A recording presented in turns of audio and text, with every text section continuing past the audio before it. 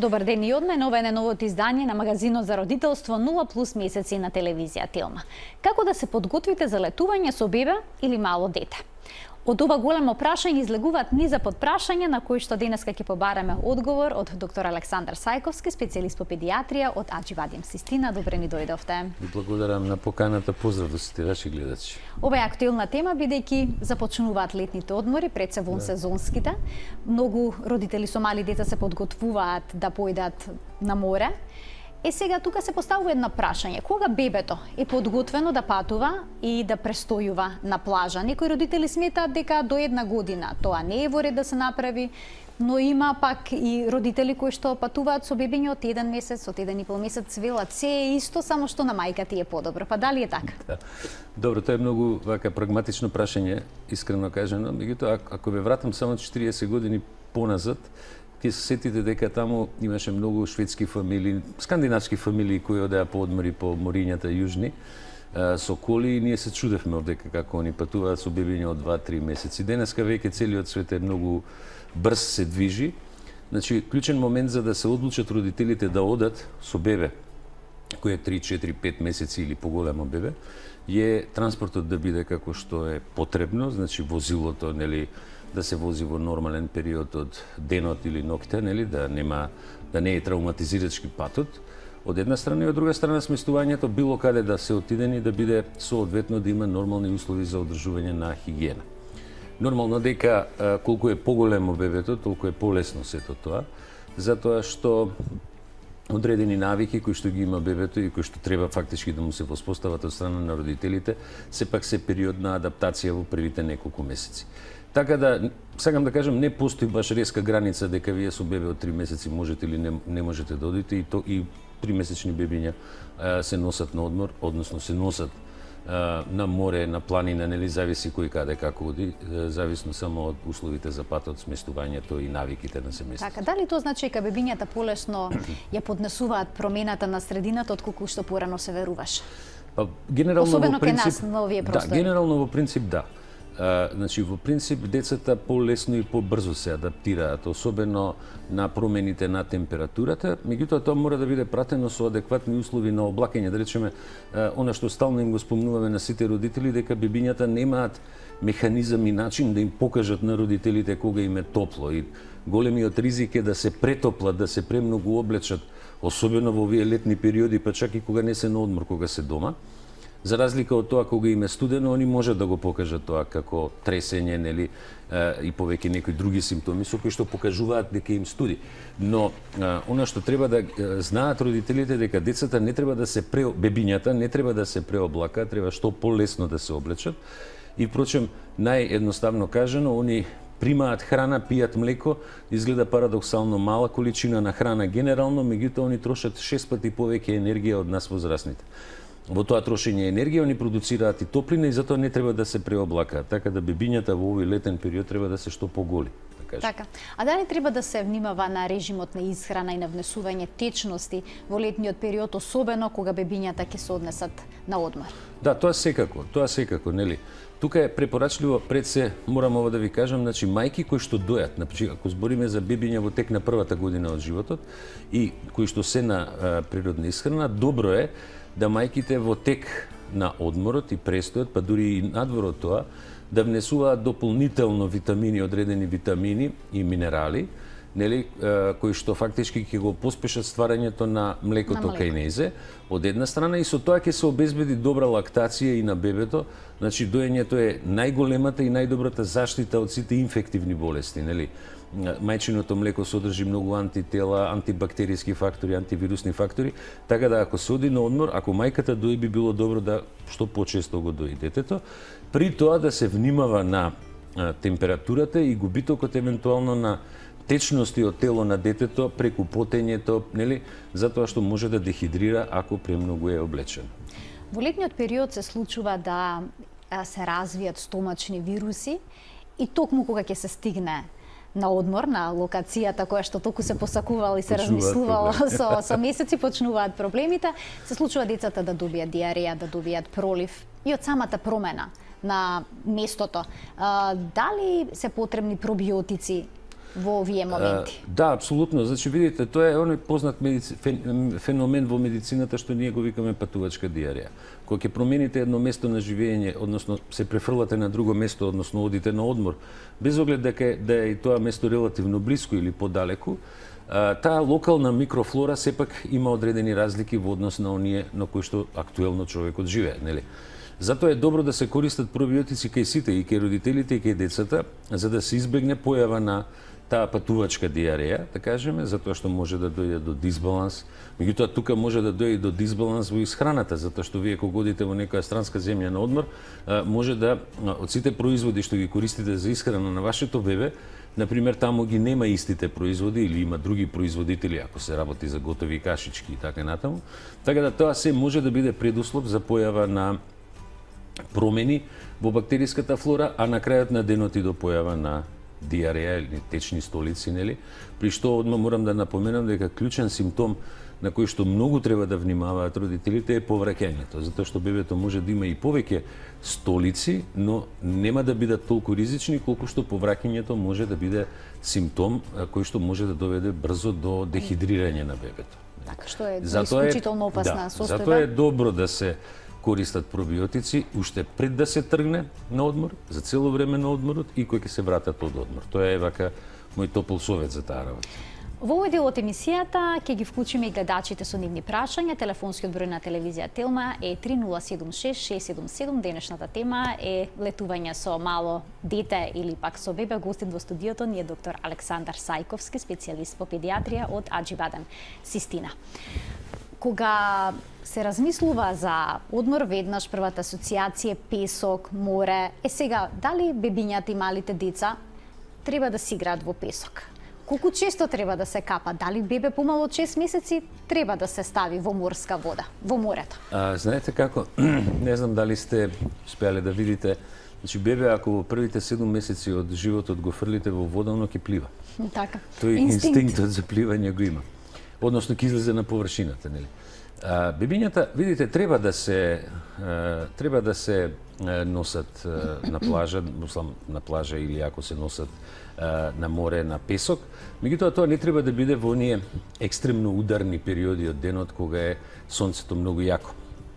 Ние денес имаме една парадоксална ситуација да вие добивате многу информации за штетното влијание на ултравиолетовите зраци врз кожата на човекот и појава на разни малигни болести, нели, врз база на излагање, долго време излагање на сонцето. Од друга страна, нас ни е сонцето единствен извор за создавање на D-витамин во телото. Исхраната е многу сиромашна со витамин D и за жал, веднаш ќе ви кажам, Македонија како држава, без оглед што има огромен број на денови во тек на годината кои се сончеви, во Македонија поголем дел од народот има низок, има многу дефицит на витамин D. Тука вклучително и децата. При тоа, значи, добро е да се изнесуваат децата, да се изнесат на сонце.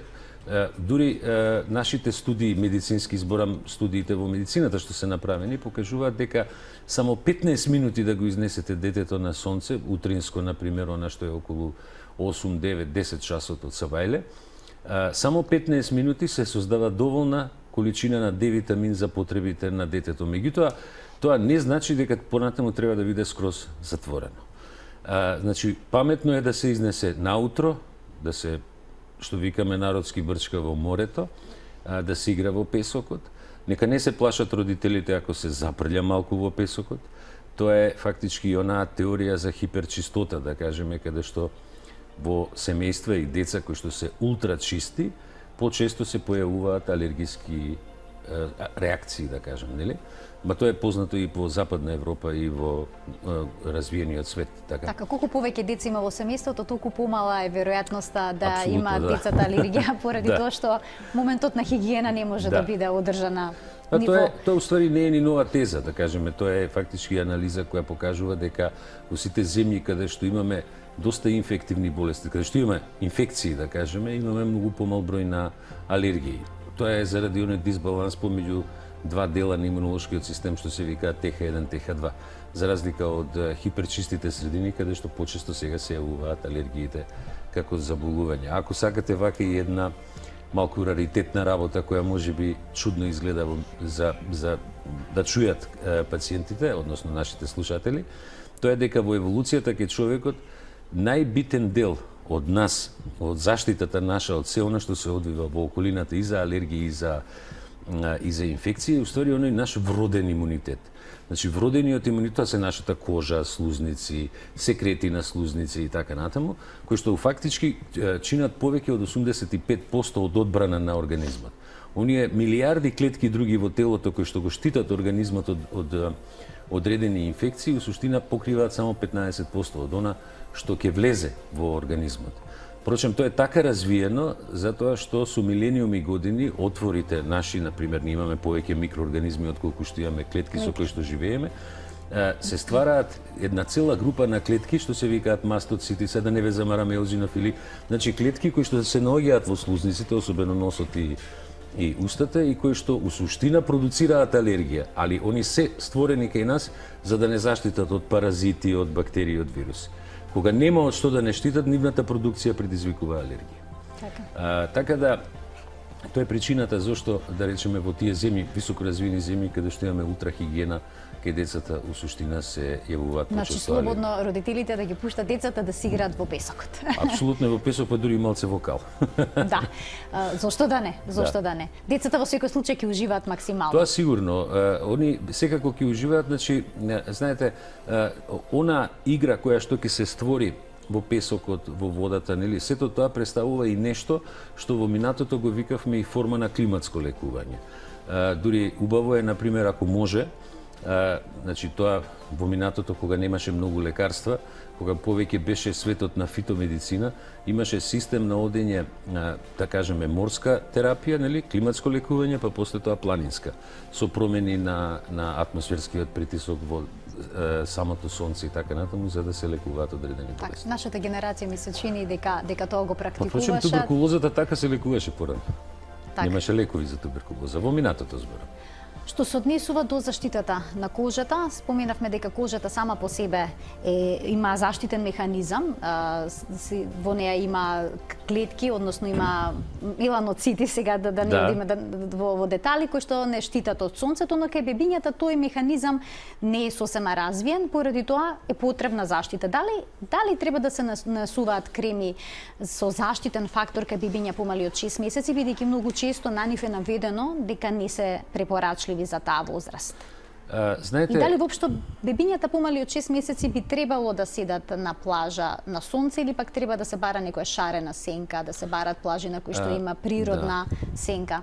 Знаете како, кога е кожата во прашање, значи тоа е најголемиот одбранбен орган на телото.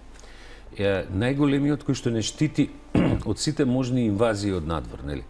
Меѓутоа кожата кај бебињата е многу тенка, многу нежна, и лесно може да биде пробиена од разни патолошки патогени, што ги викаме ние микроорганизми, и затоа по принцип треба да биде релативно заштитена од екстремно, например, пред се да биде заштитена од она горење, што би рекле, нели, на сонце, значи од црвенило, дури од изгореници кои што може да се јават ако премногу се изложени на сонце. Меѓутоа, не советувам да се користат хемиски средства, многу хемија на самата кожа, затоа што самата кожа на бебињата знае да упие, значи да внесе од она што е све намачкано на нив.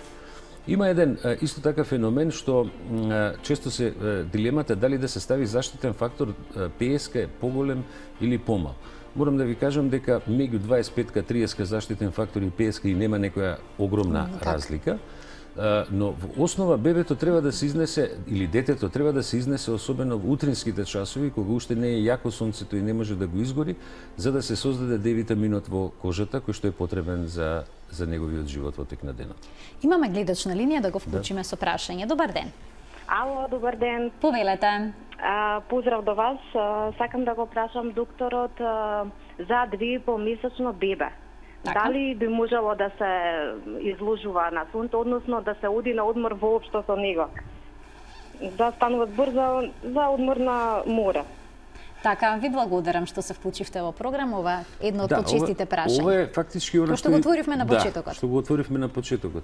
Ако бебето добро расте, ако бебето добро цица, ако бебето има добар ритам, дневно-ноќен ритам, добро е, може да отидат на одмор, меѓутоа сепак патувањето да не е многу далеку, да не е многу травматизирачки. Се знаете, тука можеби некој ќе се сукобиме со нашите мислења, да кажам, затоа што впрочем поголем дел од особено луѓето од постарите генерации сметаат дека не треба бебињата да ги носат во првите 6 месеци надвор од дома.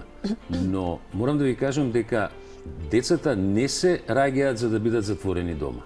Они треба да се изнесат, дека правилата, например, на Европската педијатриска асоциација, на скандинавските асоциации, Норвешка, Шведска, Данска, е дека секој бебе од неговото раѓање треба да се изнесе надвор, минимум саат време да се шета. Јас мислам дека ова сме го и кажале некогаш во емисија. Забрана за излагање има тогаш кога температурата во надворешната средина е под минус 23. Значи до минус 23 секој бебе се шета. Впрочем, вие гледате дека повторно ќе ги споменам скандинавските земји заради суровоста на нивната клима, тие знаат и во градинките децата да ги остават надвор да спијат по 1 сат на ладно. Значи, сакам да ви кажам, кај нас има релативно доста предрасуди. Ако сме ние средина која има убава клима, има доста сонце, има вода, нели, зборам целата наша држава и воопшто регионов балкански, и греото е децата да се чуваат внатре. Така да топло советувам нека ги носат на море. Впрочем, и на крајот на кришот, ако мајката се чувствува добро, доколку дои, ќе се чувствува и бебето убаво. Јас, например, сум водел полно пати на одмор, јас сум ги бањал бебињата и на 5 и на 6 месеци. Еве, од ваше лично искуство дека тоа сосема слободно, без проблем може да се направи. Кога зборуваме за патувањето, бебињата не повраќаат по пат, но веќе после првата година, втората, може да почувствуваат мачнини при движењето на автомобилот, па да почнат да повраќаат. Како се решава овој проблем? Дали се препорачуваат некакви медикаментни, некакви лекарства за да се надмине оваа состојба? Значи, со лекови ви молам многу внимателно. Значи, кога се лекови во прашање за било што во педијатријата, а особено во првата година од животот, многу внимателно, значи, ние се трудиме што помалце класична хемија да употребуваме. Сега вака да се изразам за да ме разберат гледачите. Зошто ова го кажувам? Например, ние во минатото се користеа некои лекови за повраќање, па испадна дека тие може да влијат многу на централниот нервен систем кај децата и се појавуваат страутни компликации. Денеска е познато, например, дека повраќањето може да се смири со многу полесни начини, например, употреба на некои витамини од групата Б, например, или употреба на гингероли кои устори потекнуваат од ѓумбирот, кој што се природен производ и кој што фактички не делува на централниот нервен систем по тој принцип, него ги намалува тие ефекти на кинетозите што се јавуваат. Така да, тоа е исто као и пред малку што споменавме за кожата, например, вие само да ова сакав да го споменам да не заборавам, еден од најдобрите регенератори на кожата, особено за децата кога одат на море и се сунчаат, за да не изгорат, е витаминот А. Ви имате релативно стари креми, кои што се наоѓаат и кај нас, кои што се богати со рибино масло, односно од рибино масло направени, каде што има доста витамин А, кој што фактички ја одржува кожата и го подобрува квалитетот на кожата и фактички регенерацијата на кожата. Така и ова со овие хемиски, да ги кажам, препарати со лекови. Друго е кога се работи за деца кои што се поголеми или за возрастни луѓе, да речеме таму веќе има поголем избор за тие кинетози. Имаме уште еден гледач на линија, пред самиот крај на емисијата ќе го вклучиме да го слушнеме неговото прашање. Добар ден. Добар ден. Повелете. Се јавувам, јас сум мајка на 3-месечно бебенце и сакам да го прашам докторот како е неговиот став за капење на детето во езерска вода. Зашто цело време не ли зборуваме за морска. На море. Јасно. Ви благодарам што се вклучивте во програма. Многу од семејствата одат покрај езеро на одмор. Секако, само зависи од температурата на водата, ништо друго. Водите, езерските води се исто така, мислам убави води се тама. Но може да бидат студени. Може да бидат малку постудени. Значи многу е битно само од температурата на водата да не е превише ладно. Зависи, мислам, од самото езеро. Значи не е спорно, има разлики меѓу морската вода и езерската вода, меѓутоа едната и другата е добра. При тоа, во основа се работи за класична климатска промена, значи температура малце повисока нели температура на вода адекватна за детето и при тоа да речеме оној убав и чист воздух кој што го дишат кога одат на одмор. И на самиот крај од денешното издание само накратко што од лековите родителите би требале да понесат со нив на одмор како превентива, дали треба да се земе антипиретик, да. Сите патуваме со нешто такво. Да, секако треба да се има нешто што е значи за нега на кожа, за одржување за искореници да не се појават по кожата, да се земат препарати на природна основа против комарци, уеди од комарци и такви животинчиња, да кажам, нели, инсекти. Треба да се има нешто за температура и нешто за алергија. Алергиските реакции може да се јават при промени на услови на живење, промена на начин на исхрана и евентуално да се внимава многу на самиот режим на исхрана во зависност од тоа каде се оди. Доктор Сајковски, ви благодарам што бевте денешен гостин во Нулајн Плюс. Благодарам вас. Родителите многу често знаат да прашаат кога ќе уживаме во одморот, како некогаш. Некои родители велат, не се секирете за неколку години, само децата да подпораснат, кога сите проблеми што се случуваат, ќе ги паметите како некои интересни анекдоти. Ви благодарам што бевте дел од Нулајн Плюс. Се гледаме секој работен ден во рамки на утринската нателна. Пријатно.